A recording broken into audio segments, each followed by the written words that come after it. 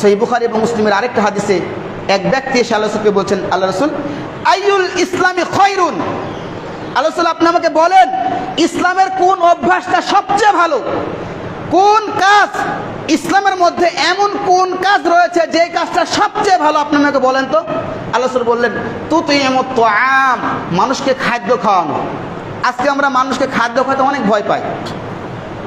একটা মানুষ আপনার বাড়িতে খাবে, খুব ভয় লাগে, খুব কষ্ট হয়।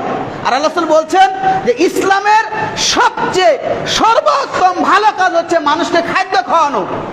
সেটা আপনি একজন কি বলে অভাবী দুস্থ ফকির মিসকিনকে খাওয়াতে পারেন, অথবা একজন সম্পদশালী ব্যক্তিকে খাওয়াতে পারেন, এতে যায় আসে না। ইসলামের সবচেয়ে ভালো কাজ সেটা হলো মানুষকে খাদ্য খাওয়ানো। সালাম আলা মান আরাফতা ওয়া মান লাম তারিফ।